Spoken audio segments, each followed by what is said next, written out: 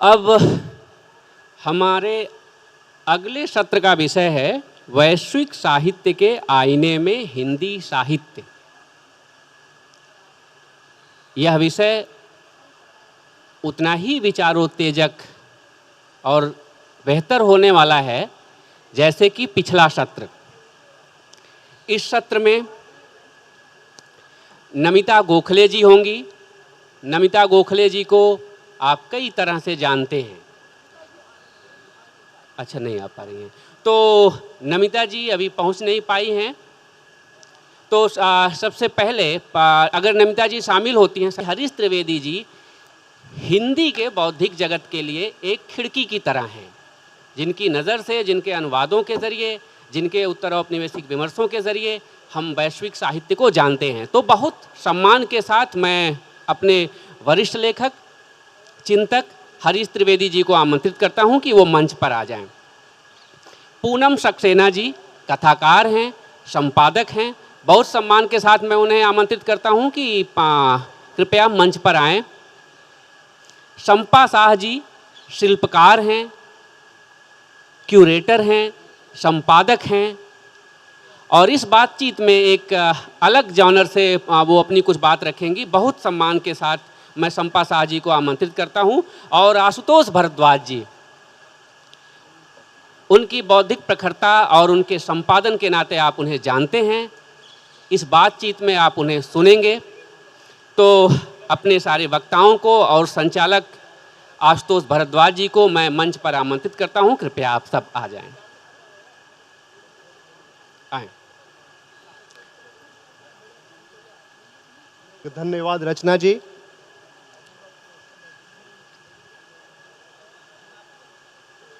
ये बहुत बड़ा विषय है और जटिल भी है। काफ़ी सारी धाराएं यहाँ से निकलती हैं।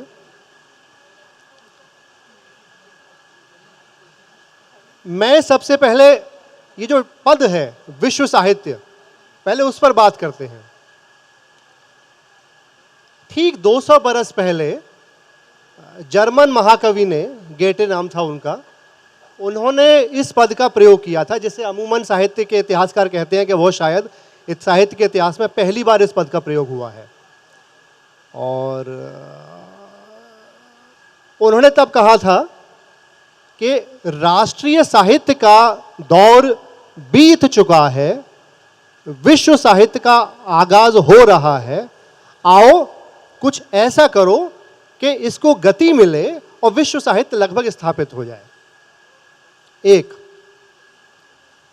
उन्होंने एक के संदर्भ में कहा था, वह दरअसल उन दिनों एक चीनी उपन्यास पढ़ रहे थे, चीन की भाषा का, और उस उपन्यास को पढ़ते हुए वे इतने प्रभावित, इतने आह्लादित हुए कि उन्हें लगा कि ये तो एकदम हमारी तरह के लोग हैं, हमारी तरह की बातें करते हैं।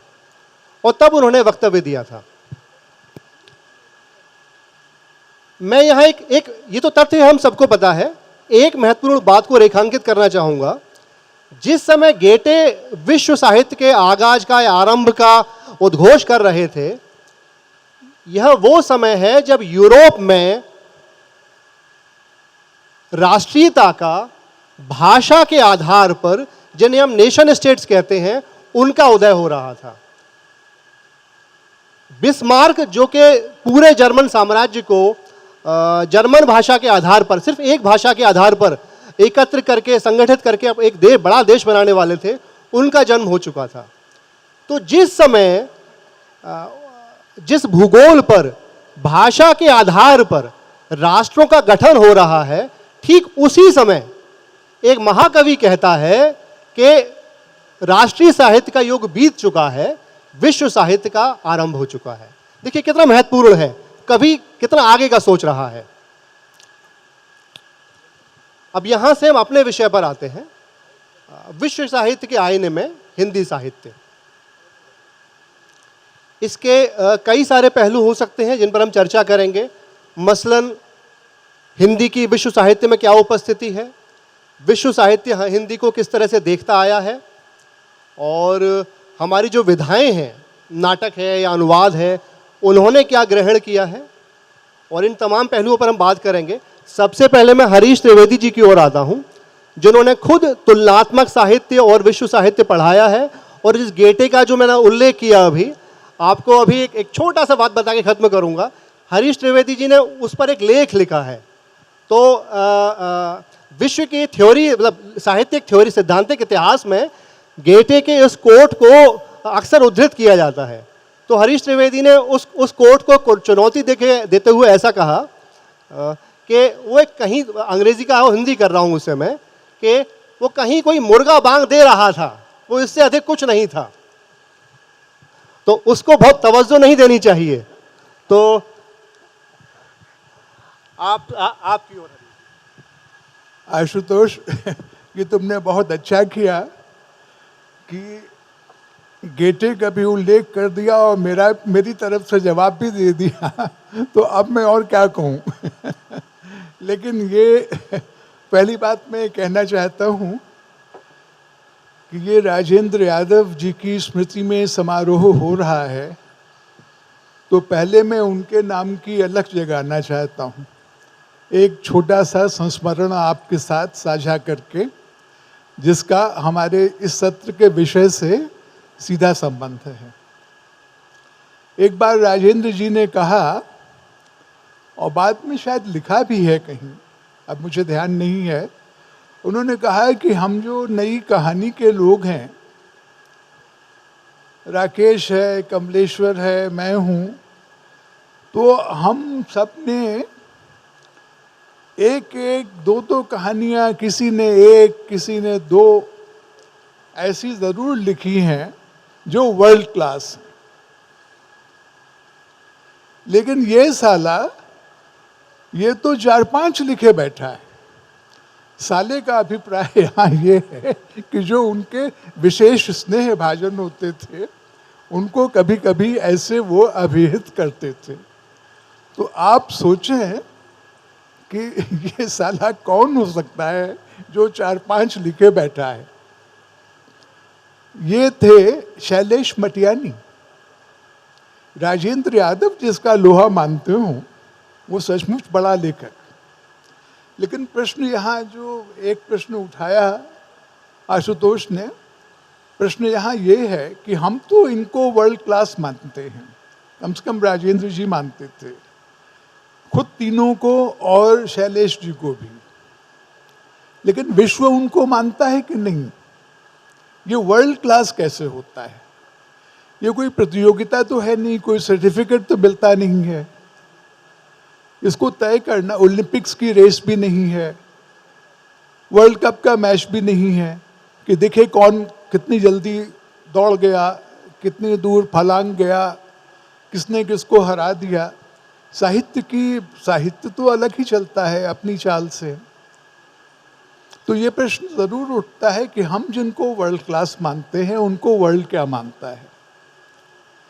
ऐसा नहीं है कि राजेंद्र जी को विश्व साहित्य का भान नहीं था।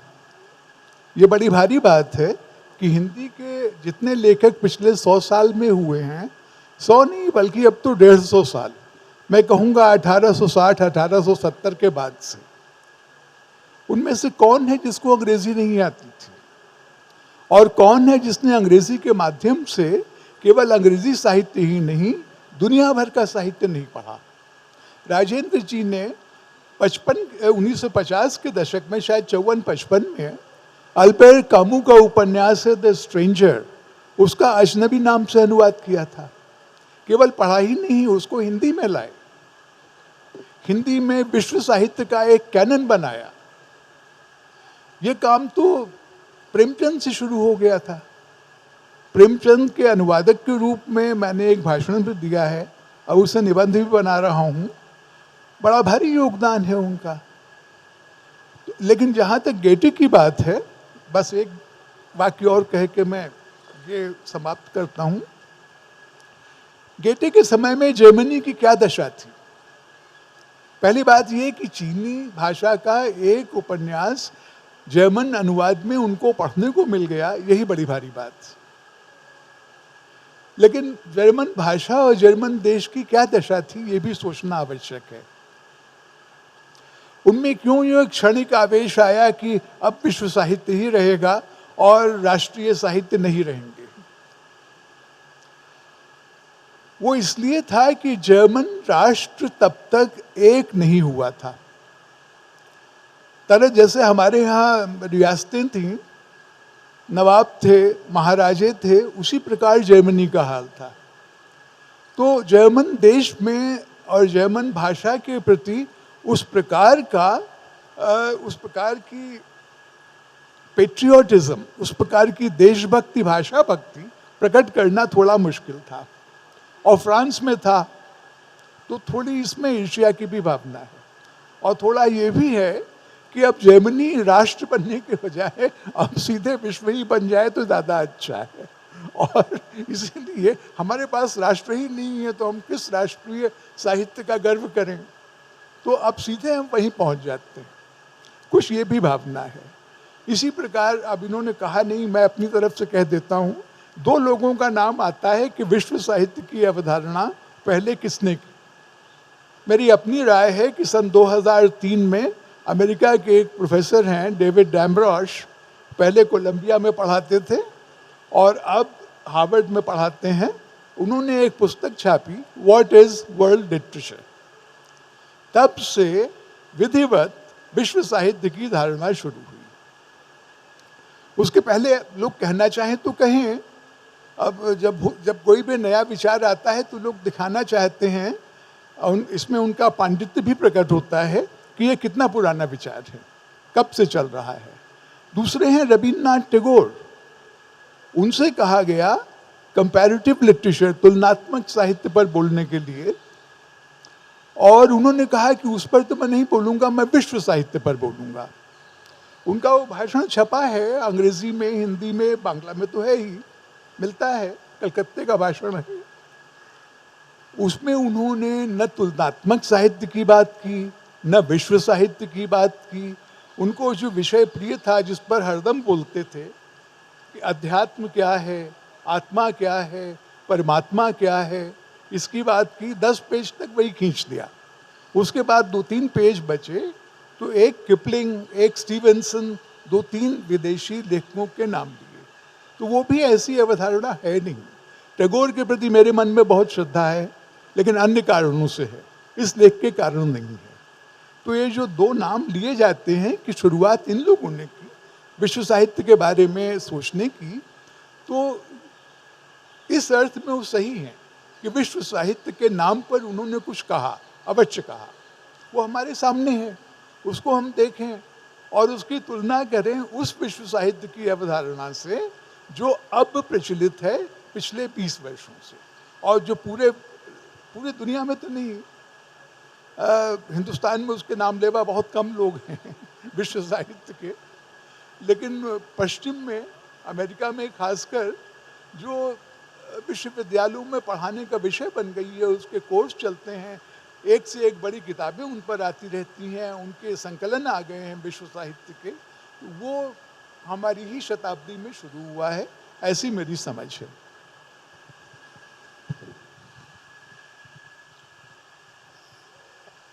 अभी आप बात कर रहे थे कि पिछले पाठ्यक्रमों में पिछले 20-25 वर्षों से आया है इसी शताब्दी में, लेकिन क्या ऐसा भी है कि जैसे आप राजेंद्र यादव जी का कह रहे थे, उससे पहले टैगोर का उदाहरण दिया है कि पाठ्यक्रम में शायद अब आया हो, लेकिन रचनाकारों के बीच में यह पद या भाव या वैश्विक स्तर पर अपनी उपस्थिति दर्ज कराने की आकांक्षा अरसे से चली आ रही हो, और उसने अंततः अकादमिक आलोचना को, अकादमिक सिद्धांतों को मजबूर किया हो कि उन्हें विश्व साहित्य को भी जगह देनी पड़ेगी एक पाठ्यक्रम के अंतर्गत।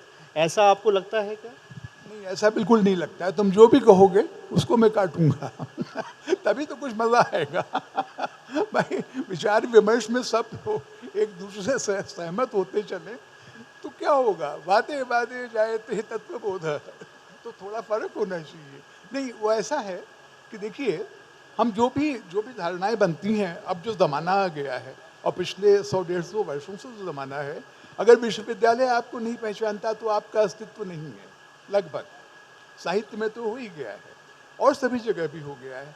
लेकिन मैं ये ज़रूर मानता हूँ कि विश्व साहित्य की 2-3 तरह की धारणाएं हैं, और एक का प्रचार अभी इसी शताब्दी से शुरू हुआ है और दो जो अन्य धारणाएं जिनके बारे में एक एक वाक्य में कहूँगा वो पहले से ही है। एक ये है कि आलोचकों में न रहा हो लेकिन साहित्यिकों में ये बोध अवश्य रहा है, व्यापक बोध, कि हमारी भाषा के साहित्य के बाहर भी अनेक भाषाएं हैं और तरह तरह का साहित्य है और वो हमारा ही हिस्सा है एक तरह से।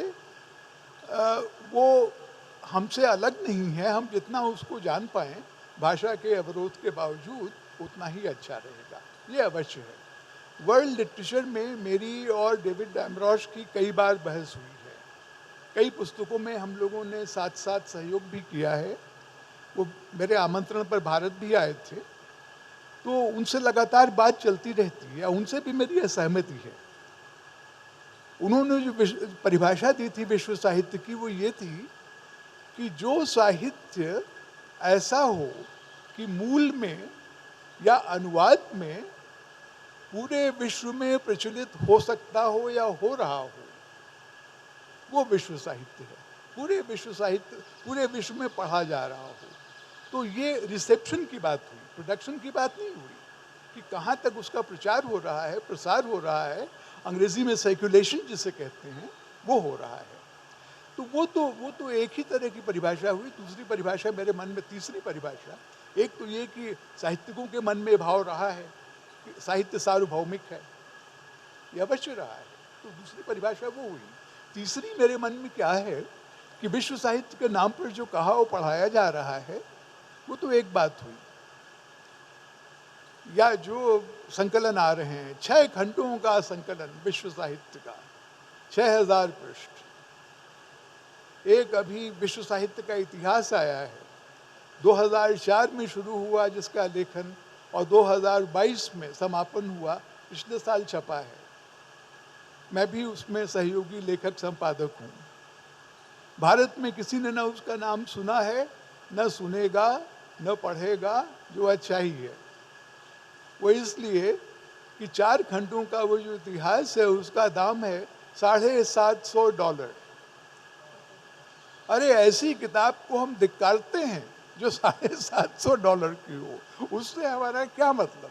अरे हिंदुस्तान की कॉलेजेस की कम से कम बड़ी बड़ी लाइब्रेरी हैं, उनका वार्षिक बजट होगा $750, तो हम न लें वही अच्छा है। वो मैंने लिखा है, इससे क्या होता है, मेरी रॉयल्टी तो अलग आएगी। मैं चाहता हूँ कि मेरा भाग जो है भारतीय साहित्य के बारे में वो यहाँ भी छपे। और वो कॉपीराइट की समस्या उठा रहे हैं, लेकिन शायद होगा कुछ। तीसरी परिभाषा जो है वो है मेरी कि विश्व साहित्य की अवधारणा जो चल रही है उसमें जितना साहित्य आता है अनुवाद होकर या मूल में जो प्रचारित होता है, उसके अलावा विश्व में कहीं बड़ी संख्या में, विश्व की 6000 भाषाओं में नहीं तो कम से कम 2000 भाषाओं में साहित्यिक परंपरा होगी। वो जो लिखा जा रहा है वो भी विश्व साहित्य है। विश्व में जो भी साहित्य लिखा जा रहा है वो सब विश्व साहित्य है। एक परिभाषा वो है, चाहे वो अनुवादित हो, चाहे वो प्रचलित हो, चाहे वो प्रसारित हो, चाहे उसके बारे में और लोगों को ज्ञान हो, चाहे न हो। सबसे व्यापक परिभाषा ये है। अच्छा, अब मैं पूरे 1.5 घंटे में अपने हिस्से का बोल गया, अब तुम और लोगों को कष्ट दो और मैं सोता हूँ।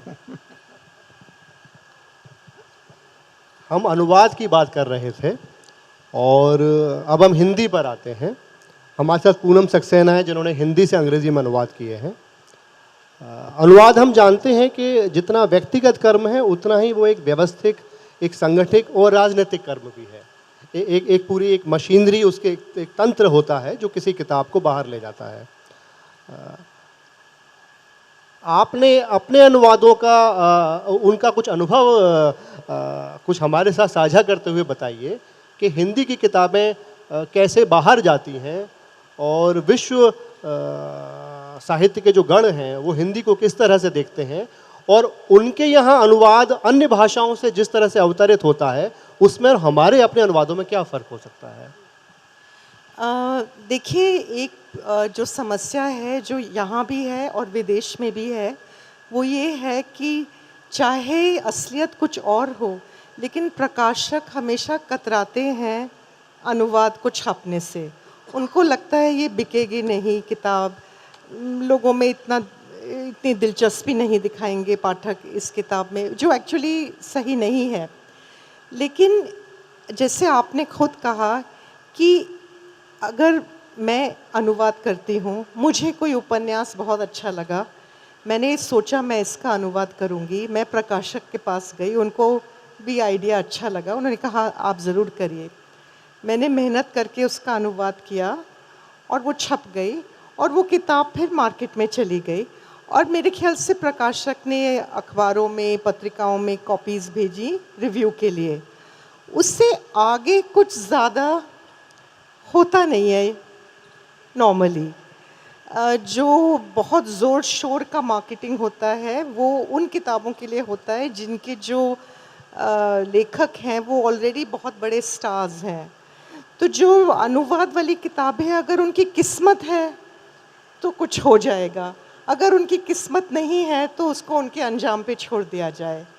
लेकिन अगर आपको अनुवाद को वाकई में उसको कुछ प्रोत्साहन देना है तो ये काफ़ी नहीं है।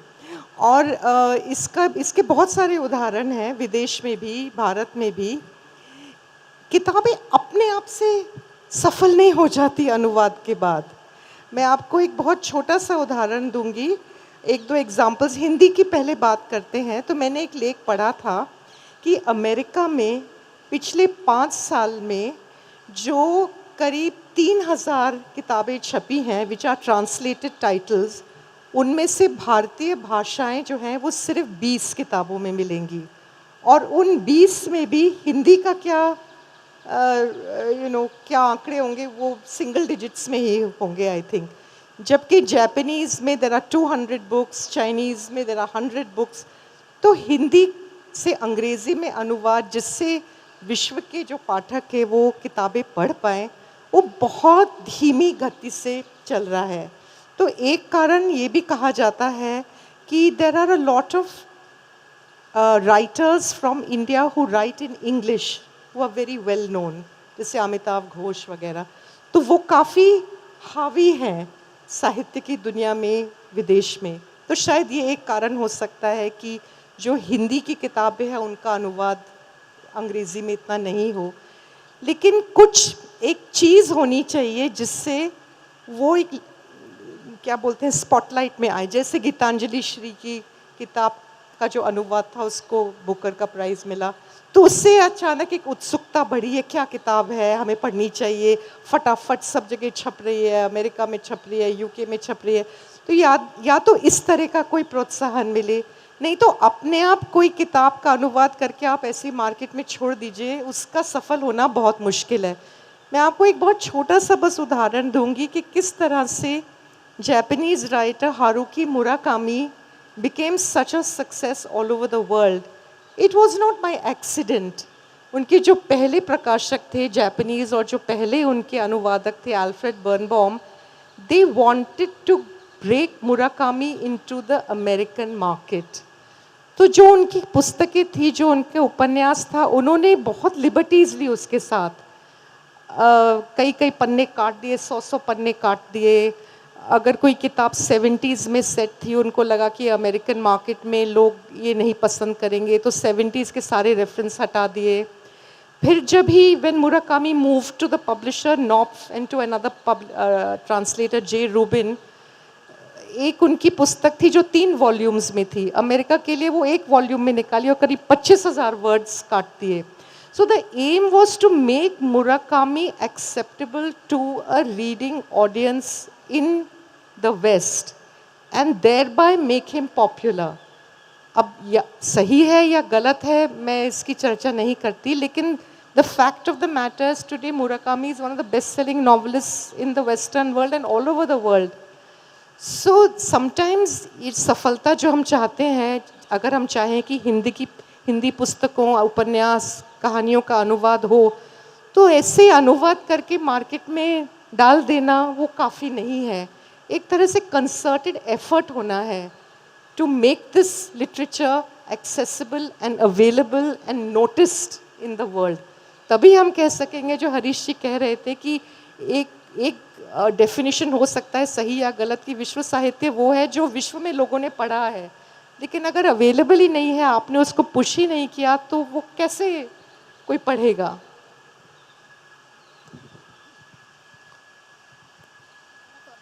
यह लगभग निर्विवाद रूप से सत्य ही है कि कोई भाषा, हिंदी की अगर हम बात करें तो विश्व पटल पर अपनी उपस्थिति अनुवाद के तहत ही दर्ज करा पाती है।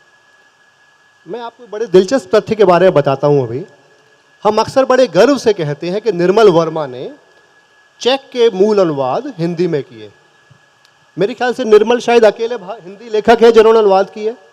कितने भारतीय इसके अलावा और हैं अन्य भाषाओं से मुझे नहीं पता है, लेकिन मैं आपको बताना ये चाहूँगा कि एक छोटे से सिर्फ 1 करोड़ की जनसंख्या वाले देश चेकोस्लोवाकिया ने तमाम भारतीय भाषाओं के, जिसमें सिर्फ हिंदी नहीं है, हिंदी, उर्दू, कन्नड़, तमिल, संस्कृत, इनके अनुवाद अपनी मूल भाषा में करवाए हैं। ऐसा वहाँ पूरा अनुवाद तंत्र स्थापित है। मैं आपको 1-2 तथ्य देता हूँ। 1963 में अमीर खुसरो के एक टेक्स्ट की एक मूल अनुवाद वहाँ प्रकाशित हुआ था और उसकी पहले हफ्ते में 10,000 प्रतियां बिक गई थी। एक हुए हैं चेक में, चेक के बड़े भारी अध्येता डॉक्टर मिलोस्लाव क्लासा।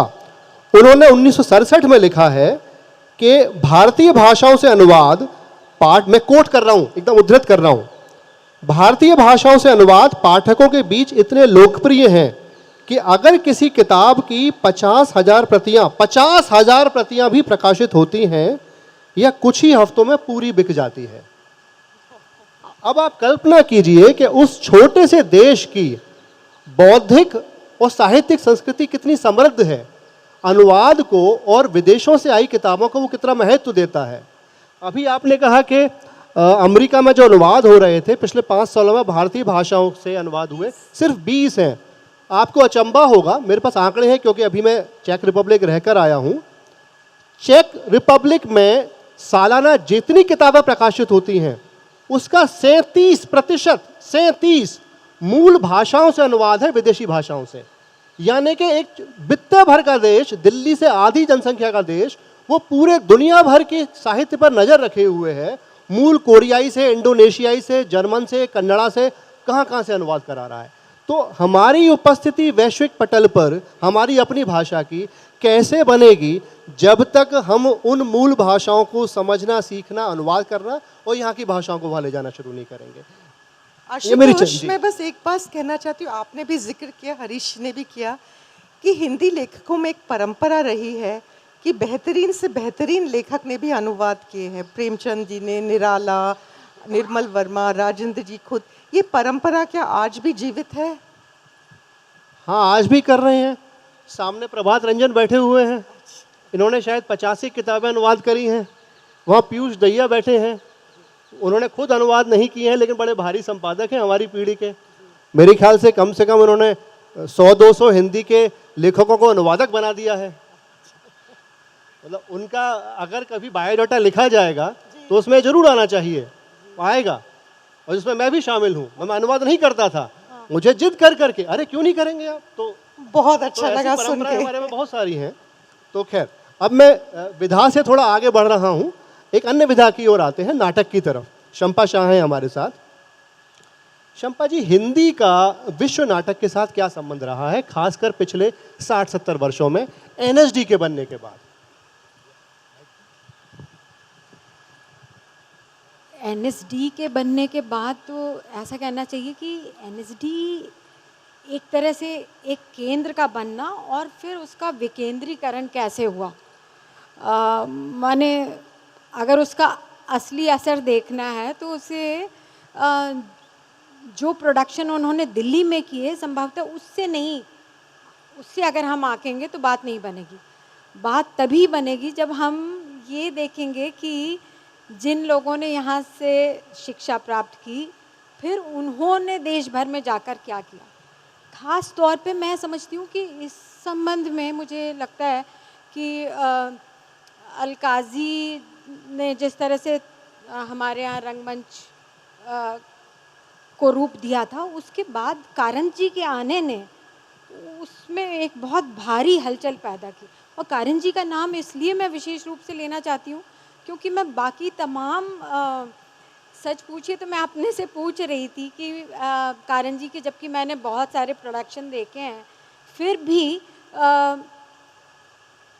जिस तरह से मैं हबीब जी के रंग कर्म के बारे में या रतन जी के या पणिक्कर जी के थिएटर के बारे में बात करना चाहती हूँ, उस तरह से सच पूछिए तो क्यों मैं कारन जी के थिएटर पे बात नहीं कर पाती हूँ। और जब मैंने इस पर थोड़ा गहराई से सोचा तो मुझे समझ में आया कि उन्होंने दरअसल शायद वो एक अकेले निदेशक हैं जिन्होंने कम से कम 15 भाषाओं में या उससे भी ज़्यादा, अगर हम बोलियों को मिला लें, क्योंकि उन्होंने बुंदेली, छत्तीसगढ़ी, मालवी, इनमें भी नाटक किए।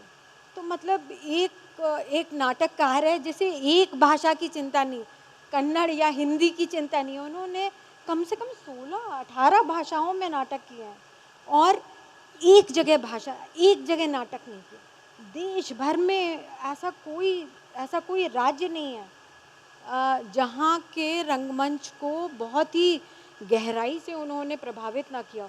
और जहाँ भी वो गए, एक तरह से कहना चाहिए कि उन्होंने अपनी स्टाइल, या कहना चाहिए कि यानी कि जिसके लिए वो अंततः जाने जाते हैं, जाने क्या जाते हैं, हमारी भी कुछ दिक्कत है कि ट्रेडिशन, परंपरा जो है ना, अंततः हमारे लिए भी एक क्या कहना चाहिए, एक ऐसा शब्द, एक कमोडिटी ही बन गया है। हम उसके संदर्भ में ही चीज़ों को रूपायित कर पाते हैं। तो कारन जी के बारे में जब बात होती है, यक्षगान की बात होती है और किस तरह से उन्होंने यक्षगान को इस्तेमाल, पर मैं समझती हूँ और इसको मैं अब अभी समझ ही रही हूँ, उनका जो बड़ा योगदान है वो है कि पंजाब में जाकर पंजाबी भाषा या वहाँ के लोक रूपों में क्या संभावना है। और मज़े की बात है कि ऐसा नहीं कि वहाँ का ही कोई कथ्य ले लिया, हो सकता है कि शेक्सपियर को ले लिया, लेकिन फिर अब वो पंजाबी में हो रहा है और वहाँ के लोग कर रहे हैं और वो उसे किस तरह से देख रहे हैं। तो ये उन्होंने लगभग देश के हर राज्य में किया। इसी तरह से यानी कि इस अर्थ में एनएसडी का जो असली काम मुझे लगता है, अगर समझ में आएगा तो वो इस तरह से देखना होगा कि रतन थियम क्या कर रहे हैं,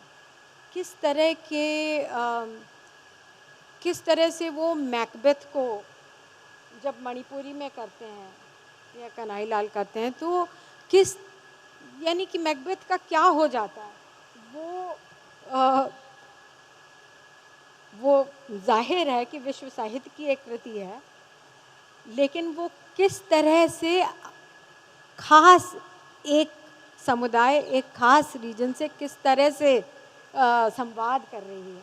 अंततः बात तो संवाद करने की है और मुझे लगता है कि संवाद प्रायः तभी हो पाता है जब ज़रा बराबरी हो। अक्सर जब दिल्ली में ही रहकर बात होती है तो मुझे लगता है कि बात बराबरी पे उतनी नहीं होती। बराबरी में तब आती है जब ज़रा कोई अपनी जगह पे खड़े होके बात करता है। मुझे लगता है कि जिस तरह से हबीब साहब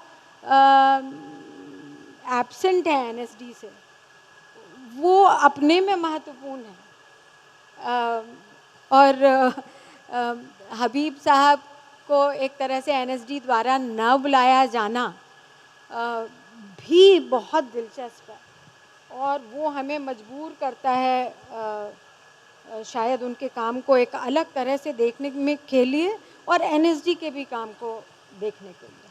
मेरी दिलचस्पी इसमें अधिक है कि जिन लोगों के नाम अभी आपने लिए, वे हिंदी नाटक को किस तरह से बाहर ले गए। हिंदी नाटक कहाँ दिखाई देता है आपको विश्व पटल पर? जो मूल हिंदी के नाटक हैं, कहीं है क्या? अब इन्होंने तो देखिए बाहर किए ही, हाँ। और बहुत ही सफल रहे इनके, इन सभी ने बहुत, हम कहीं प्रभाव छोड़ पणिक्कर पाए ने क्या? भी। देखिए प्रभाव को, मुझे ऐसा लगता है कि प्रभाव की दिक्कत ये है कि प्रभाव कैसे पड़ा उसका पता दुर्भाग्य से तब चलता है जब कोई, जैसा कि हरीश जी कह रहे थे कि अवधारणा कैसे बनी। अब जो पहले हरीश जी ने बात कही कि भावनात्मक रूप से ये संभव नहीं है कि मैं दुनिया भर के उपन्यास पढ़ रही हूँ और विश्व साहित्य के बारे में विचार नहीं कर रही हूँ, ये संभव नहीं है। इसी तरह से जो इन सारे लोगों ने, जो अगर हबीब जी के नाटक को या पणिक्कर के नाटक को उनकी मूल भाषाओं में, कन्नड़ में, मलयाली में, छत्तीसगढ़ी में, यदि विश्व में न केवल यानी बहुत रिकॉग्निशन मिला, उसका असर ना हो, ये संभव नहीं है। लेकिन मुझे लगता है कि ये जो सत्ता का खेल है, इसमें बहुत आसान नहीं है, ये बराबरी की बातें नहीं हो रही हैं। तो बात अवधारणा कोई बनाएगा तब जाके बात अपने खड़ी होगी, पर उसका असर नहीं हो, ये तो संभव नहीं। हरीश जी, मैं फिर से आपके पास आऊँगा जी, क्योंकि यहाँ बात बराबरी की हो रही है। तो विश्व साहित्य की राजधानियों में हिंदी की उपस्थिति कैसी रही है? हाँ, ये सवाल जो है, अगर हर एक हिंदी वाला नहीं पूछता तो वो हिंदी वाला नहीं है जिसके मन में अभिमान नहीं तो ये सचमुच स्वाभाविक जिज्ञासा है और होनी चाहिए। अतिशय नहीं होना चाहिए इसका, लेकिन ये होनी चाहिए। मैं आपको इसका एक बड़ा उत्तर देता हूँ, क्योंकि मुझे थोड़ी मेहनत लगी उसको उत्तर पाने में, खोजने में। मैंने अभी उल्लेख किया कि विश्व साहित्य का एक संकलन छपा है, उसका नाम है the Longman anthology of world literature. विश्व साहित्य की अवधारणा कैसे प्रचलित होती है, उसका एक संकलन आना चाहिए, उसका एक इतिहास आना चाहिए, एक से अधिक संकलन आना चाहिए, कई लोग उस पर पुस्तकें लिखें, तो इस प्रकार अवधारणा पल्लवित होती है। तो ये बहुत ही अच्छी एंथोलॉजी है। इसका संकलन सभी देशों के विद्वानों ने मिलकर बनाया है और करीब 6000 पृष्ठ हैं इसमें। तो इसमें भारतीय साहित्य को कितने पृष्ठ मिले हैं, ये जिज्ञासा, और वो जो है, जो पूरा संकलन है, उसका कितना प्रतिशत है। तो आइए हम सब लोग सोचें अपने मन में कि कितना है और कितना होना चाहिए। ये दोनों हम लोग संख्याएं याद रखें। जैसे मैंने कहा था कि ये कौन है जिसकी 4-5 वर्ल्ड क्लास स्टोरीज हैं तो अनुमान लगाते रहे हम लोग मैंने पूरा गिना, 6 पूरे खंड मेरे पास हैं, संपादक ने मुझे मुफ्त में दिए हैं वो पुस्तकें, तभी तो हैं। उनका भी दाम बहुत ज़्यादा है, भारत में कोई ले नहीं सकता। तो उसमें मैंने पाया कि 5.5% लगभग भारतीय साहित्य है, जिसे आप साउथ एशियन लिटरेचर कह सकते हैं। 1947 तक तो साउथ एशिया और भारत में कोई फर्क नहीं था, उसके बाद ही हुआ है और देश जो सामने आए हैं। तो 5.5% है पूरे भारतीय साहित्य का, हिंदी का ही नहीं, पूरे भारतीय साहित्य का। इसको हम कम मानते हैं कि ज़्यादा मानते हैं कि उचित मानते हैं। तो फिर मैंने क्या किया कि सिर्फ इतना ही गिन के नहीं छोड़ दिया, फिर मैंने देखा कि अरबी फारसी को कितना मिला के, दोनों अरबी फारसी दोनों को मिला के कितना मिला है। अरबी तो 20-25 देशों की भाषा है, फारसी तो बहुत ही सांस्कृतिक प्रभाव वाली भाषा है। तो इन सबको कितना मिला है, इन दोनों को मिला के भी 5 और 6% के बीच में मिला है। फिर मैंने देखा कि चीनी भाषा को कितना मिला है, तो चीनी भाषा को लगभग 6% मिला है। तो हम सबको बराबर ही मिला है, इसमें बहुत दुखी होने की कोई ज़रूरत नहीं है। और इसमें हिंदी के कितने लेखक हैं, हिंदी के लेखक बहुत कम हैं। देखिए मुझे जो याद आ रहे हैं, प्रेमचंद हैं, उर्दू से गालिब हैं, संस्कृत से कालिदास का शाकुंतलम पूरा का पूरा छपा है, बहुत लंबा भी नहीं है, उसमें ठीक है 7 अंक हैं, 5 अंक नहीं है, लेकिन इतना लंबा भी नहीं है। तो इससे अगर हमें संतोष है तो बहुत अच्छा है। दूसरे क्या है कि अगर हम भारतीय भाषाओं को गिने तो क्या हम सलमान रुश्दी को गिनेंगे? जैसा आपने कहा, क्या हम अमिताभ घोष को गिनेंगे? वो लिखते तो दूसरों की भाषा में हैं। तो और सलमान रुश्दी को अगर आप लें तो एक नई चीज़ आ रही है। एक और संग्रह आया है विश्व साहित्य का, जिसमें आखिरी खंड का नाम ही है विश्व साहित्य। पहले का होगा संस्कृत साहित्य, अरबी साहित्य, फारसी साहित्य वगैरह वगैरह, लेकिन अंत में एक पूरा खंड है जिसका नाम है विश्व साहित्य। ये वो नए लोग हैं जो सीधे विश्व साहित्य ही लिख रहे हैं।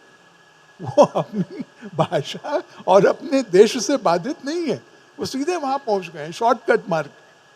तो ये जो स्थिति है, देखिए, हम एक और विडंबना है, हम थोड़ा ज़्यादा ही उत्सुक हैं कि हमको पूरी दुनिया कुछ मान ले। क्यों है? एक औपनिवेशिक मानसिकता बन गई है हमें कि हमारा कहीं कुछ नहीं है, हमारा कोई लेखक बड़ा नहीं है जब तक उसको विदेश में सम्मान न मिले। ये रविन्द्रनाथ टैगोर के नोबेल प्राइज से शुरू हुआ, उसके पहले भी था, लेकिन उसके बाद तो ठप्पा लग गया इस पर, इस हीन भावना पर। सभी देशों में है, लेकिन और देशों में कम है। जिन देशों में अपने साहित्य का प्रचार इतना है, अरे हिंदी साहित्य का प्रचार आप पहले देखिए हिंदी भाषियों में कितना है। शर्म आती है देख के कि मलयालम में, कन्नड़ में, बंगाली में उनका अपने साहित्य के प्रति कितना अनुराग है और उसके मुकाबले हमारे यहाँ कितना है। तो एक बात मैं और कहूँगा, जो पहले बात हुई है उसके बारे में। थोड़ी देर पहले आशुतोष आपने कहा कि चेक भाषा में भारतीय साहित्य की एक किसी कृति के 50,000 तक के अनुवाद हुए, 50,000 तक प्रतियां छपी हैं। अमीर खुसरो की 10,000 छपी हैं, जो शायद हिंदी में भी नहीं छपी होंगी अब तक। तो इसका एक और कारण है, वो हमें भूलना नहीं चाहिए। वो कारण ये है कि 1989 तक, जब तक सेकेंड वर्ल्ड, कम्युनिस्ट वर्ल्ड चल रहा था, तो चेकोस्लोवाकिया जैसे देश में कौन तय करता था कि कौन सी पुस्तक का अनुवाद हो और कितनी प्रतियां छपे? ये सरकार तय करती थी।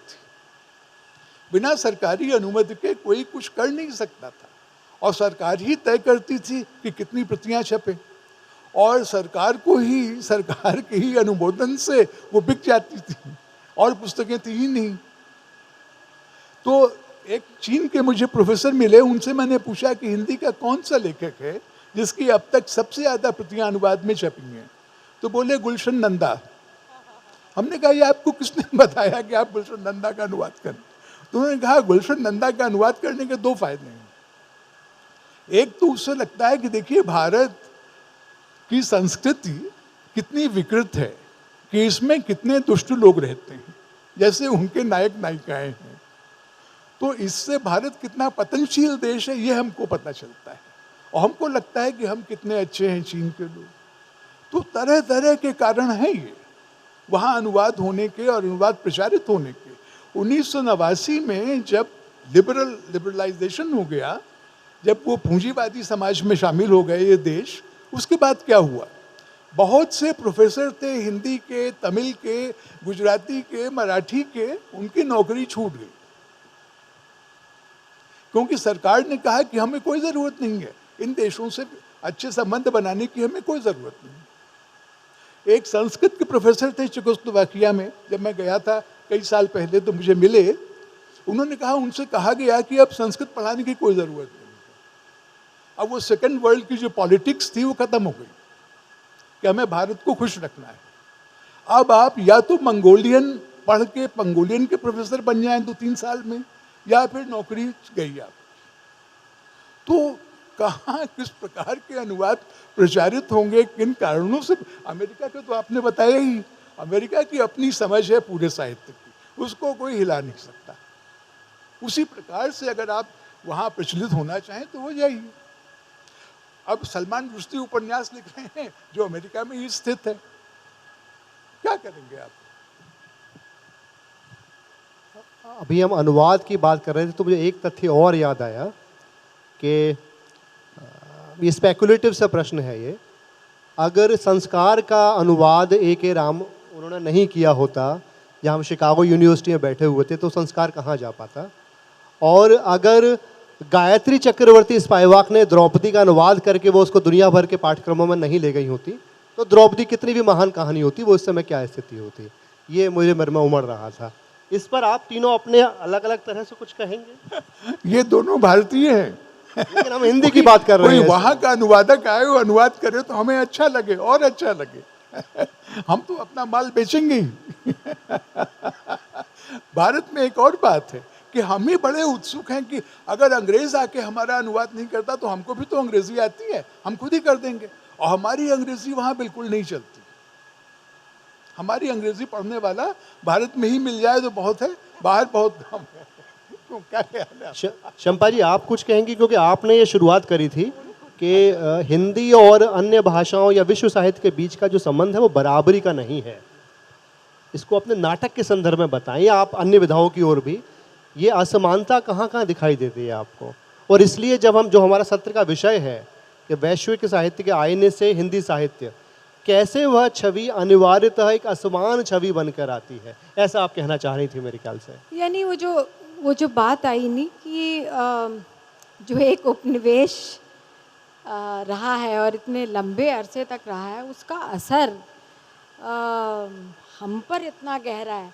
हमारा खुद का जो गेज है, खुद अपने को लेकर, जिसकी ओर बार बार हरीश जी शायद इशारा कर रहे हैं कि ये जो उत्कंठा है कि हमें मान लिया जाए, कि कहीं मान लिया जाए तब हम होंगे, ये जो प्रेमाइस है ना, ये ऐसी है कि आप पहले ही लुटे पिटे हैं। मतलब अब इसमें क्या हो जाएगा। यानी ठीक है, वही बात है कि फिर हमारे तो मुझे ऐसा लगता है ख़ास तौर कि जो भी काम होना है और इसका अगर सचमुच असर होना है, एक तो जो आप कह रहे थे कि क्या हमें दुनिया भर की राजधानियों में क्या स्थिति है, क्या वो एक सही पैमाना हो सकता है, यानी कि वो किस हद तक रिप्रेजेंट करता है। और तो ये भी एक बात है। मुझे नहीं लगता, मुझे लगता है कि जहाँ भी काम हो रहा है वो बहुत हटकर, वो केंद्र से बहुत हटकर हो रहा है। वो काम प्रकाश में आता है, नहीं आता है, कब आता है, इन सब के परे, मतलब इन सब के परे वो जो आदान प्रदान है, जो वैश्विक रूप से सतत चलता है और बिना यानी कि मतलब ऐसी बात कहना बहुत ही एक तरह से कहना चाहिए कि आज के मानदंडों से वो बहुत ही विपरीत सी जान पड़ती है। लेकिन मुझे लगता है कि जो भी एक्सचेंज सचमुच में हो रहा होता है वो बहुत अलग तरह से हो रहा होता है, बहुत उसके कारक बहुत अलग हैं। अनुवाद महत्वपूर्ण है, कल्चरल एक्सचेंज की जो तमाम प्राविधियाँ होती रहती हैं वो उन सब का रोल है। लेकिन जो असल सचमुच का आदान प्रदान हो रहा होता है वो बिल्कुल अलग तरह से होता है। मसलन मुझे अचानक से अनुपम जी की एक बात याद आ रही है कि उन्होंने एक चित्र दिखाया, एक फ़ोटो दिखाया था जिसमें कि रेगिस्तान में एक ऊँट गाड़ी चली जा रही है और दूर दूर तक कुछ नहीं है, वो ऊँट गाड़ी जा रही है पानी लेकर। और उन्होंने कहा था कि क्या आपका ख्याल गया कि इसका पहिया कितना बड़ा है। तो सचमुच में समझ में आया कि वो जो पहिया लगा हुआ था वो हवाई जहाज़ का पहिया उसमें लगाया हुआ था। तो उन्होंने कहा कि ये हवाई जहाज़ का पहिया हर ऊँट गाड़ी वाले को कैसे मुहैया होता है, कैसे वो लिंक बनाता है और कैसे पहुंचता है, ये गज़ब की बात है। तो ये ना, ये बड़ी अंडर करेंट्स हैं, ये एक सुप्त सी धाराएँ हैं जो लगातार काम करती हैं, जो नीनासम में शायद वो कर रहे हैं। मुझे लगता है उसका असर कहीं ज़्यादा बड़ा होगा। मतलब ये बिल्कुल मैं एक फैक्ट के रूप में नहीं कह रही हूँ, पर ये संभव है, ये मैं कह रही हूँ कि जिन्होंने कन्नड़ के अलावा किसी भाषा में काम ही नहीं किया है, ये बहुत संभव है कि उनका चेक भाषा के किसी लेखक से ज़्यादा घना नाता बन रहा हो, जैसा कि मतलब चिनुआ अचीबी का जब उन्होंने किया तो बना ही, ऐसा समझ में आया। पूनम जी, आप कुछ कहेंगे इसी विषय पर?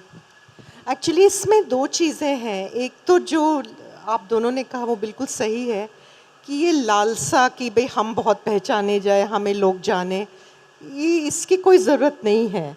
लेकिन ये भी सही है कि you know there is an English phrase lost in translation. Actually the opposite is true. It is found in translation. अगर कॉन्स्टेंस गार्नेट ने 19वीं सदी में दोस्तोयेव्स्की, टॉल्स्टॉय, चेखव का अनुवाद नहीं किया होता तो हम वंचित रहते रूसी साहित्य से। तो ये अच्छी बात है अगर अनुवाद हो और लोग पढ़ें और जानें।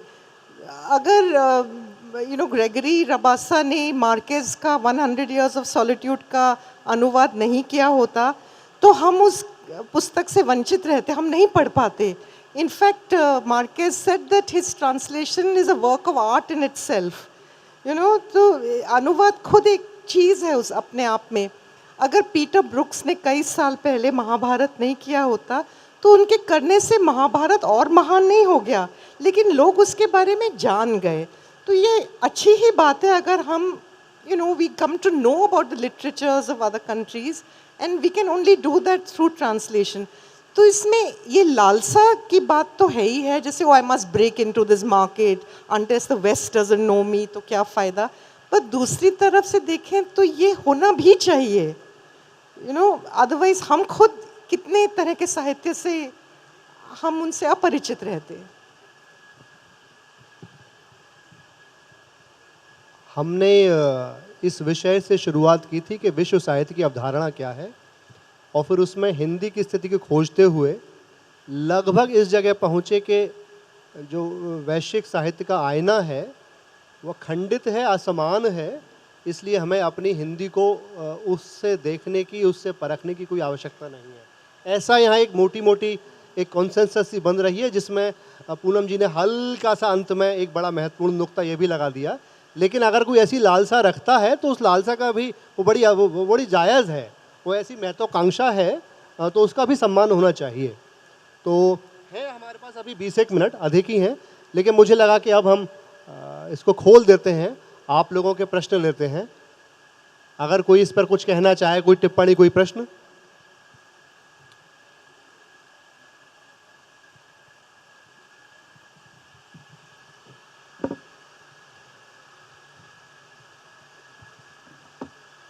जिस आईने की बात अभी आपने कही उसके संदर्भ में अगर हम 20वीं सदी के हिंदी के आधुनिक साहित्य को लें तो 20वीं सदी के हिंदी का आधुनिक साहित्य अगर इस आईने में अपने को नहीं देखता तो क्या आज उसका वजूद उस तरह से होता जैसा कि आज है।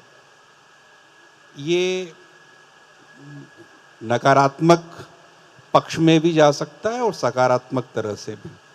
मैं बीच की संधि रेखा पे अपना सवाल रखता हूँ।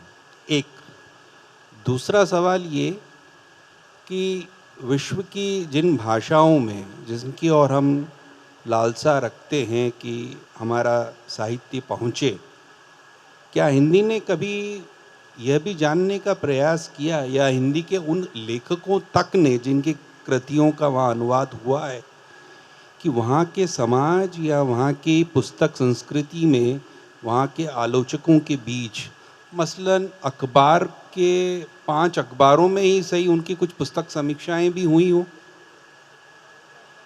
तीसरा सवाल, बहुत सारे ऐसे अच्छे अनुवादक हैं जिन्होंने हिंदी की कृतियों को अपनी अपनी भाषाओं में अनुदित किया है विश्व की, लेकिन क्या कभी हिंदी ने ये चिंता की है कि वह उन्हें अपने परिसर में गृहस्थ करे।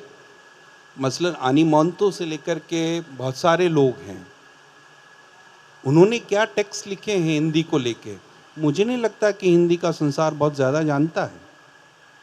ये 3 जिज्ञासाएं। और मैं इसमें आखिरी जो है प्रश्न उसमें थोड़ा जोड़ दूंगा। आप एकदम सही कह रहे हैं, कम से कम चेक के बारे में तो कह सकता हूँ, हमने चेक लेखकों ने, अनुवादकों ने मूल हिंदी से आगे पंत, प्रेमचंद, तमाम लेखकों का, अमीर खुसरो तक का अपने यहाँ अनुवाद किया है।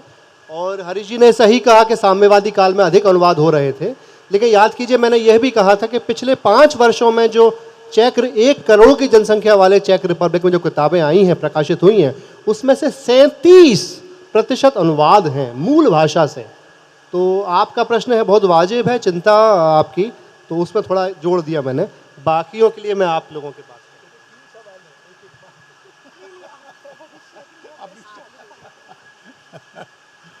मैं तीनों सवाल भूल गया हूँ। पहला तो भूल ही गया हूँ। नहीं, आपकी जो आपने एक तो ये बात कही कि अगर हिंदी में ललक है कि उसका अंतर्राष्ट्रीय प्रचार हो तो क्या बुरा है। ये मैंने स्वयं ही कहा, शुरू में ही कहा, ये है बहुत अच्छा है और होनी चाहिए। अगर अपने साहित्य पर ही हमको गर्व नहीं होगा तो और किसको होगा। शुरू तो यहीं से होना चाहिए। लेकिन मैं समझ रहा हूँ, आपको लग रहा है कि आपकी बात में समझा नहीं। जिस आईने की बात आप चारों ने बातचीत के अंत में कही थी, मैं सिर्फ उसको और ध्यान दिलाना चाहता हूँ कि 20वीं सदी का आधुनिक हिंदी साहित्य का लगभग 70% हिस्सा, या शायद उससे भी ज़्यादा, 80-90% तक का संभवतः गिर जाएगा अगर वो उसने अपने को उस आईने में नहीं देखा होता। तो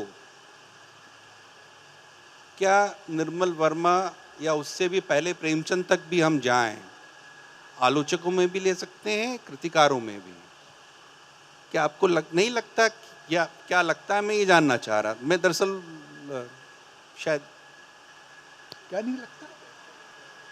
प्रश्न है कि अगर आधुनिक हिंदी के लेखकों ने अपने को विश्व साहित्य के आईने में नहीं देखा होता, उन मानदंडों पर नहीं परखा होता, यही है ना, तो हिंदी साहित्य कहाँ होता, नहीं पढ़ा होता। जी वही उसका। नहीं, तो हिंदी साहित्य इस मामले में अनूठा नहीं है। हर एक साहित्य में बाहर का साहित्य आता रहा है, हर एक भाषा के साहित्य में, और हिंदी में जहाँ तक आया है तो बहुत अच्छा हुआ है, हिंदी का बहुत भला हुआ है।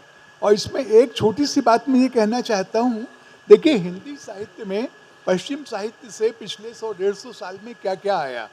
पहले हमको बड़ी झेप लगती थी, हम मानना ही नहीं चाहते थे कि बाहर से कुछ आया है। क्यों नहीं मानना चाहते थे? क्योंकि हम अंग्रेजी उपनिवेशवाद का, अंग्रेजी शासन का विरोध कर रहे थे। उस राष्ट्रीय भावना से प्रेरित होकर हमें जल्दी जल्दी ये मानने में रुचि नहीं थी कि बाहर से कुछ आया। लेकिन बाहर से, जिसे रोमांटिक लिरिक कहते हैं, गीत, वो बाहर से आया। वो संस्कृत में नहीं था, रीतिकाल में भी नहीं था। बाहर से नाटक के अनेक नए स्वरूप आए, जो 10 प्रकार के नाटक डंडी में गिनाए गए हैं, उनसे आगे बढ़ के 11, 12, 13, 14 आए वहाँ से।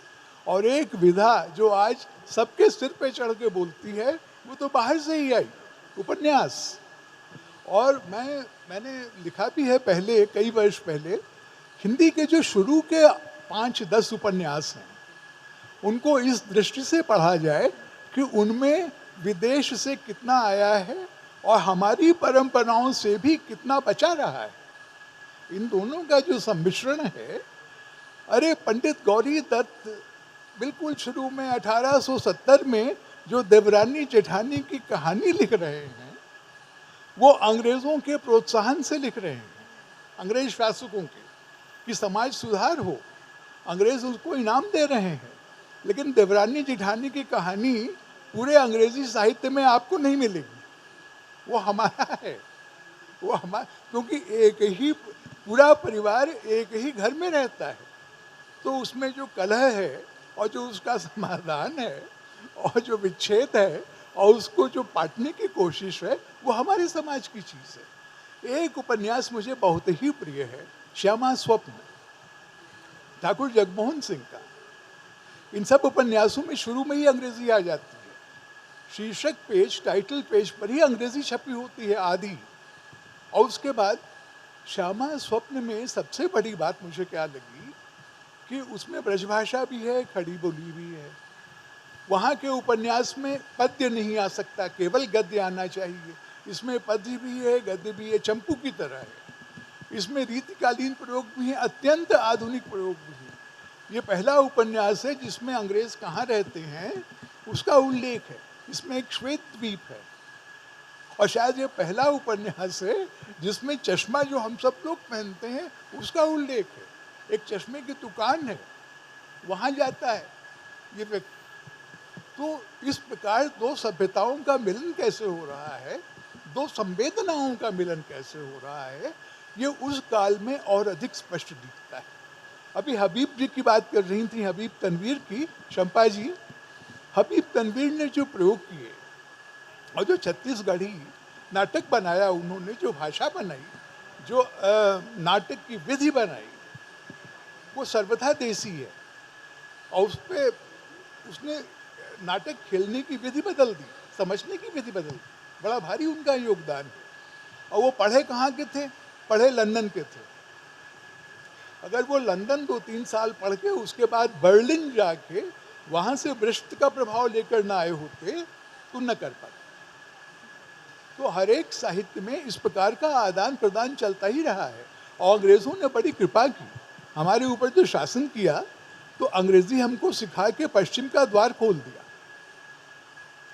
चीन में नहीं खुला उस वक्त, जापान में बड़े बाद में खुला, और उसके बहुत भीषण परिणाम हुए वहाँ जापान में, और अधिक बुरे परिणाम हुए सेमी कॉलोनाइज्ड सोसाइटीज़ में। तो हमारे यहाँ कई इतिहास सब कुछ लेके आता है, अच्छा भी बुरा भी। तो जो अच्छा बच जाता है उसकी ओर हम लोग ध्यान दें, उसको और आगे बढ़ाएं।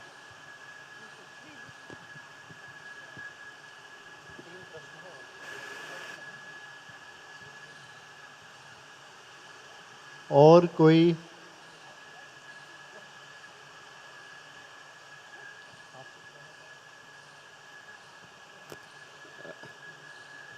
मेरा बस एक छोटा सा प्रश्न था, कोई और नहीं पूछ रहा था तो मैंने सोचा मैं ही पूछ लेता हूँ।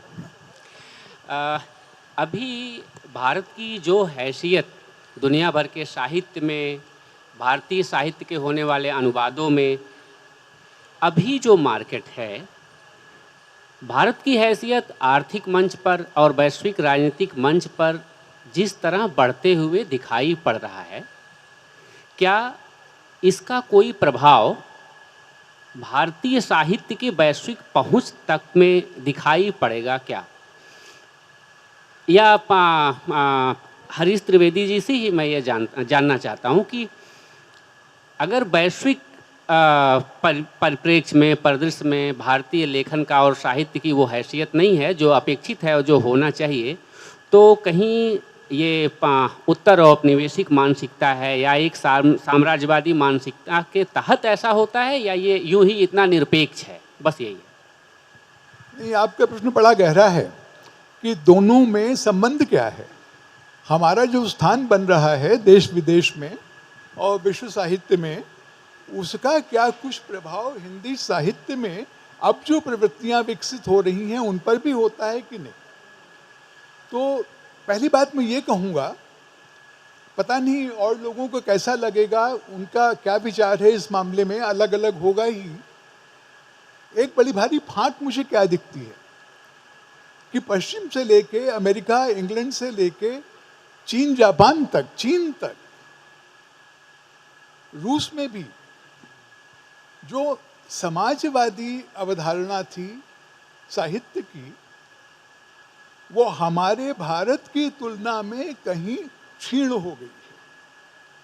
चीन में भी समाजवाद साहित्य का उतना बड़ा मूल्य नहीं रह गया है, चीन में भी, हमारे यहाँ बना हुआ है। अब इसके बारे में हम क्या सोचते हैं, वो साहित्यकारों में भी बना हुआ है या केवल आलोचकों में बना हुआ है, बौद्धिकों में बना हुआ है, ये सोचने की बात है। तो ये जो आवागमन होता है, आदान प्रदान होता है, एक अंतर मुझे ये दिखता है। एक बात और है कि यहाँ का साहित्य बाहर जब जाएगा तो उसके बारे में 2-3 प्रकार की धारणाएं हैं।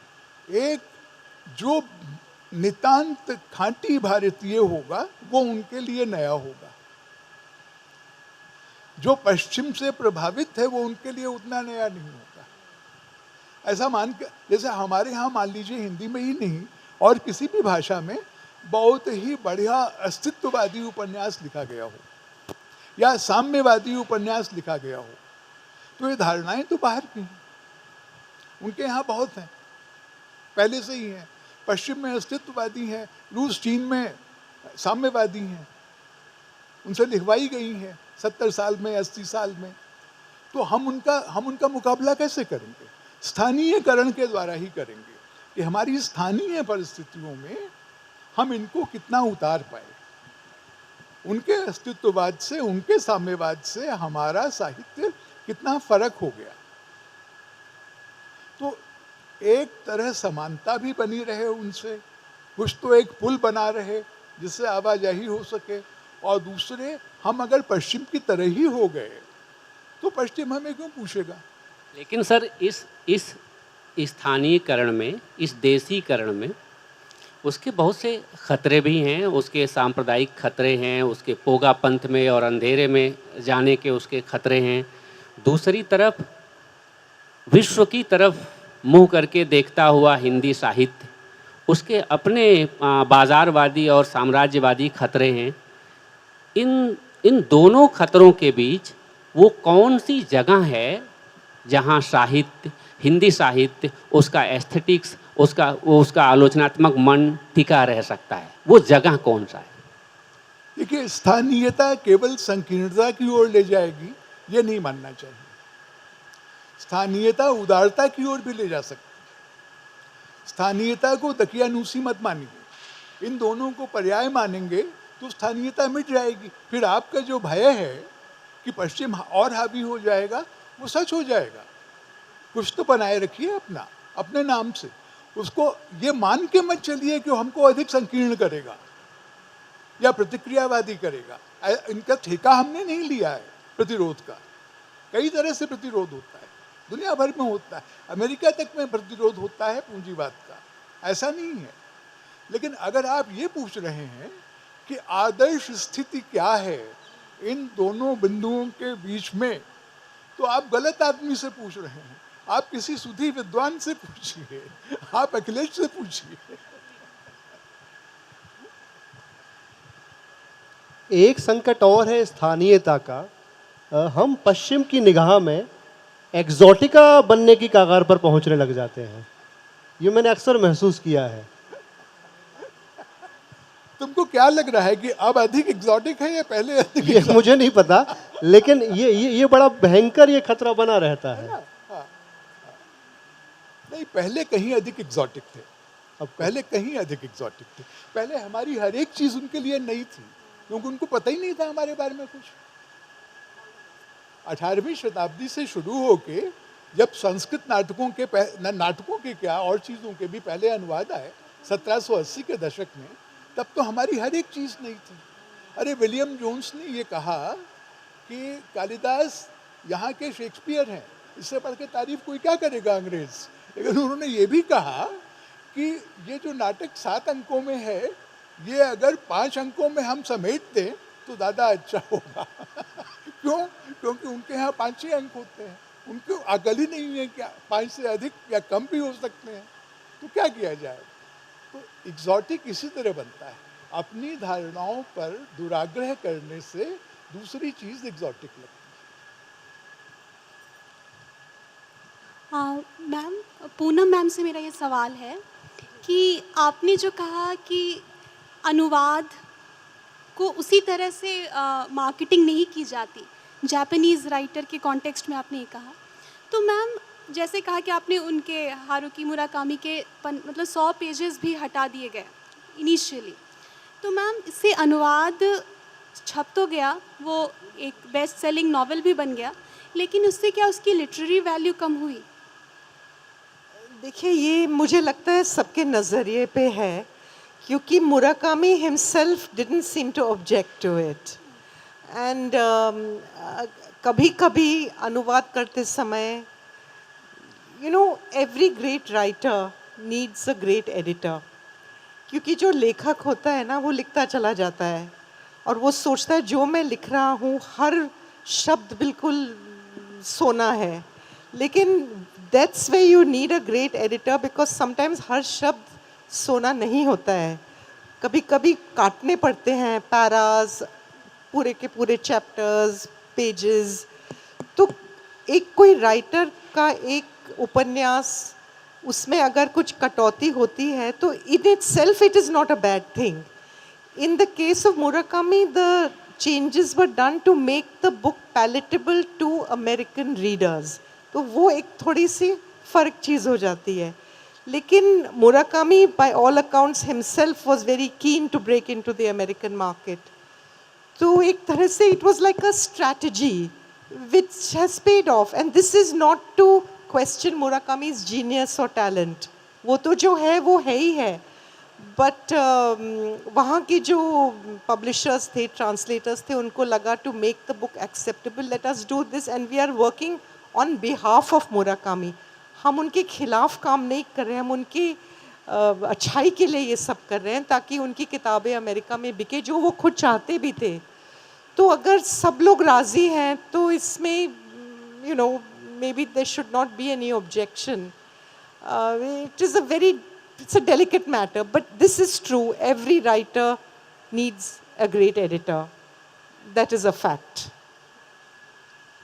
मैं एक बात जोड़ना चाहता हूँ इसमें.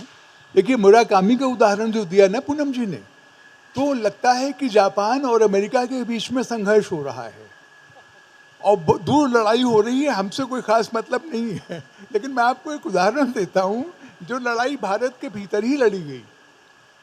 कई साल पहले की बात है, अनुवाद पर एक ब्रिटिश काउंसिल में कॉन्फ्रेंस हुई यहाँ दिल्ली में.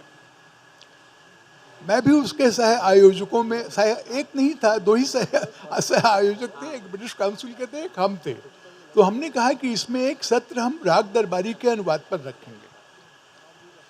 तभी हाल ही में उसका अनुवाद आया था और राग दरबारी से पढ़ के कितने उपन्यास हैं हिंदी में.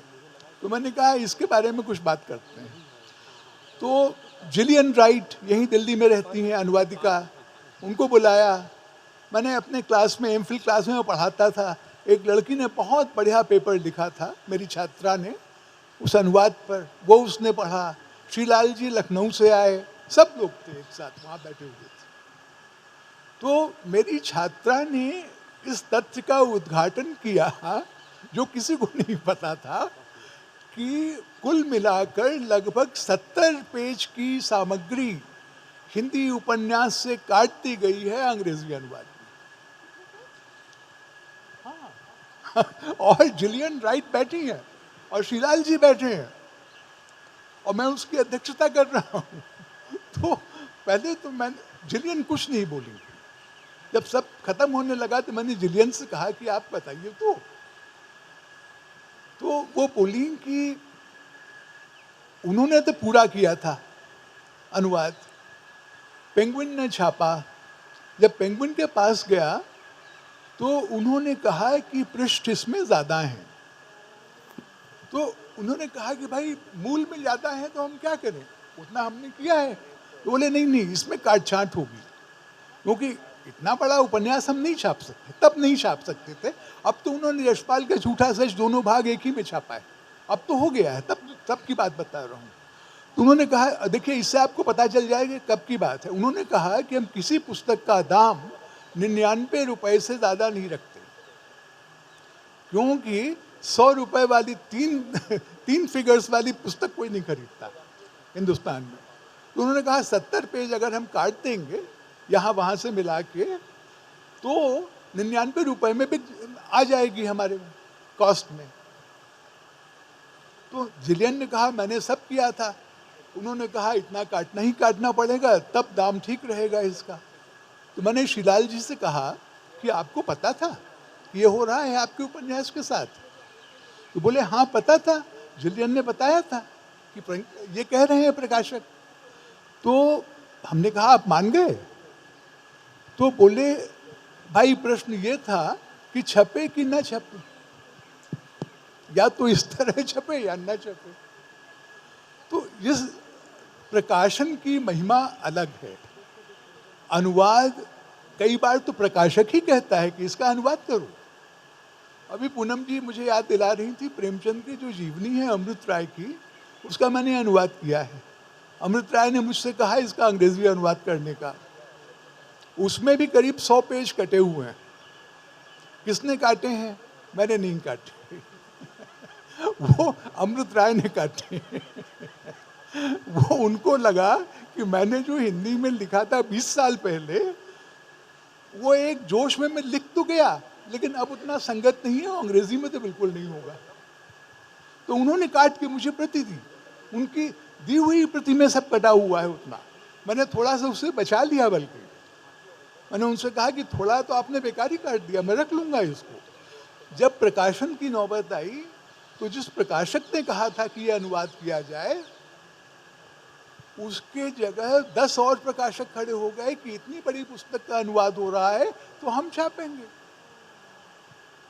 तो ये किसी पुस्तक, एक पुस्तक की जो कहानी है, उसी तरह की रोचक कहानियाँ और घातक कहानियाँ 10-20 और पुस्तकों की निकल सकती हैं।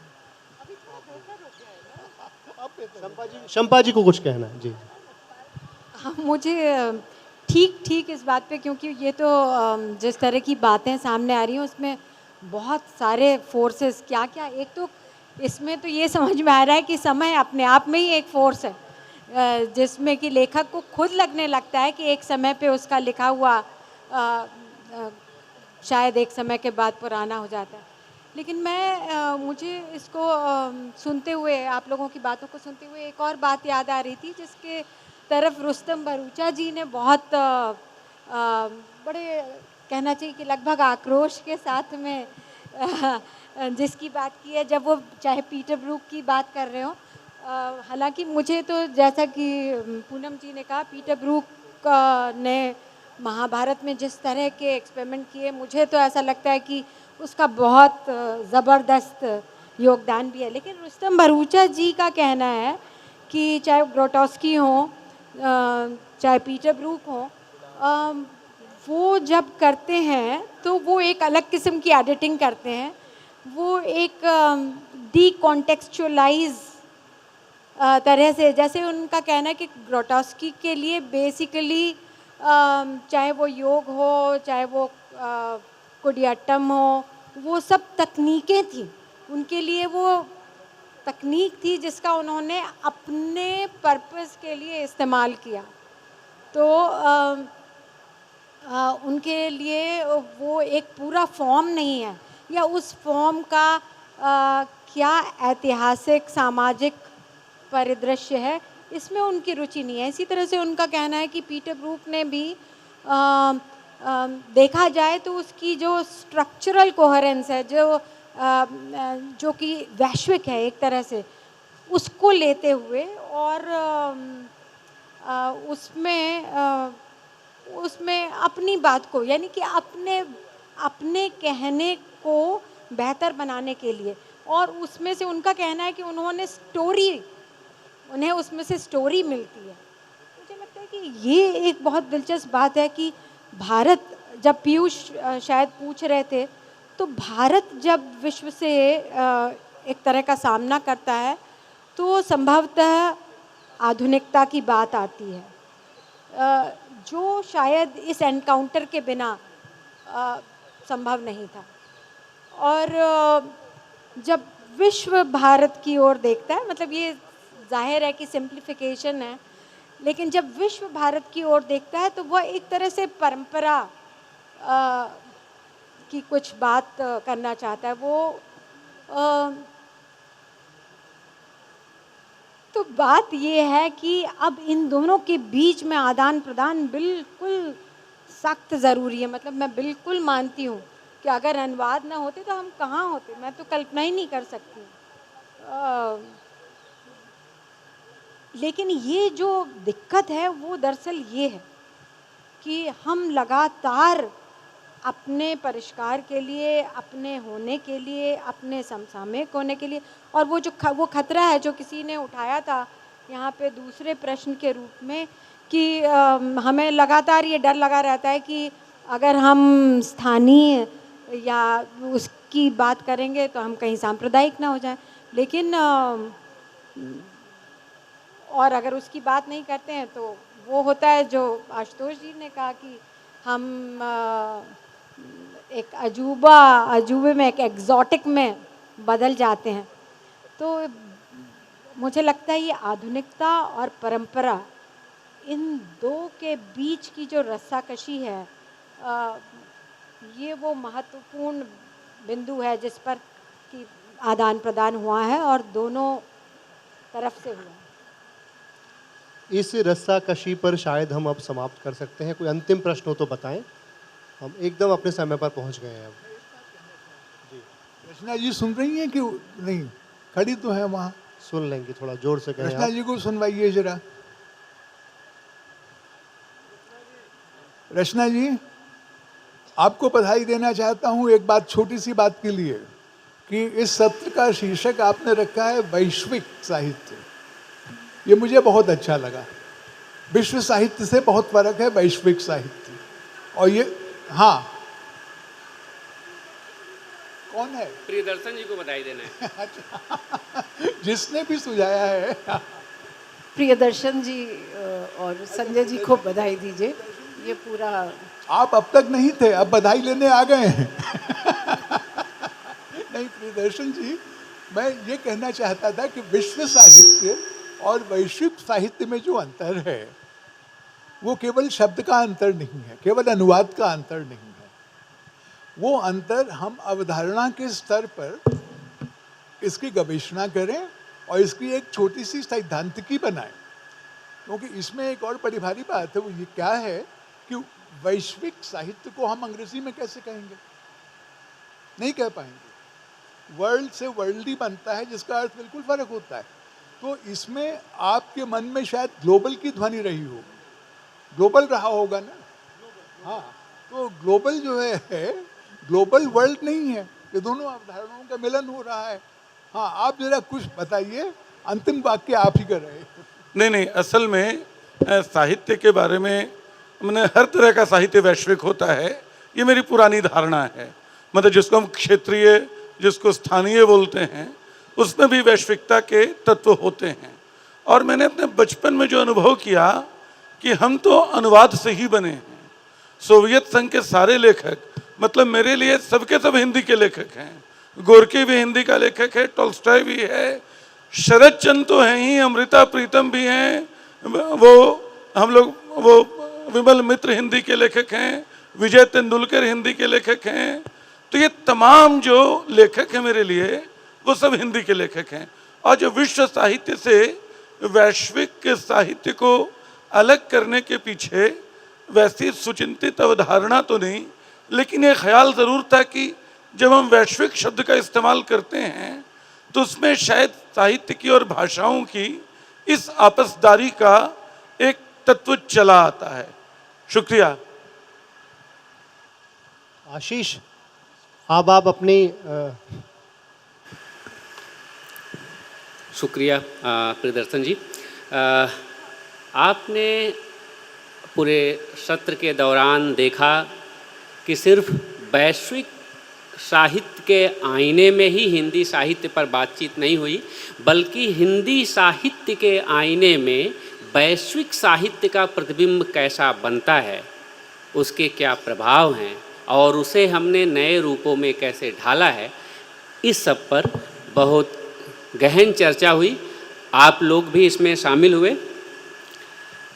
अब मैं अपने वक्ताओं को सम्मानित करने के लिए कथाकार अंजलि देशपांडे जी को बहुत सम्मान के साथ आमंत्रित करता हूं कि वो आएं और हमारे सम्माननीय वक्ताओं का सम्मान करें। अंजलि जी। इसके बाद एक बहुत ही अच्छा सत्र है, हिंदी मीडिया में कितना साहित्य। यहाँ वैश्विक साहित्य और हिंदी साहित्य पर चर्चा हुई, वहाँ मीडिया और साहित्य पर चर्चा होगी। तो अंजलि देशपांडे जी सबसे पहले सम्मानित करेंगी हरीश त्रिवेदी जी को।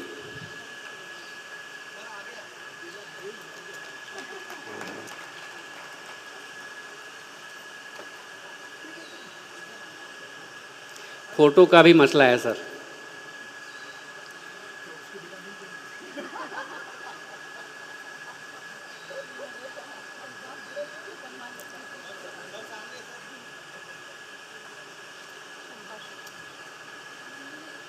शुक्रिया। अब शंपा शाह जी को सम्मानित करेंगी।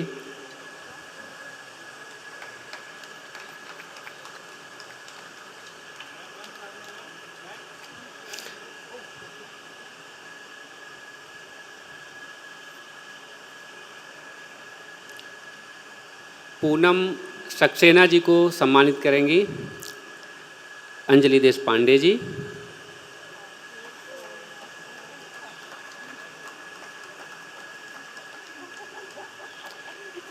आशुतोष भरद्वाज जी सम्मानित होंगे अंजलि देश पांडे जी से।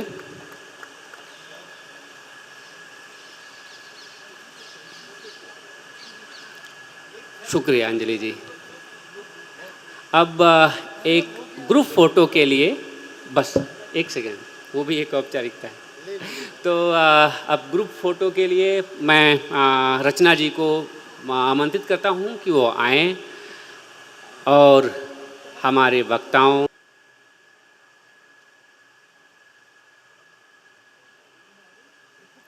शुक्रिया।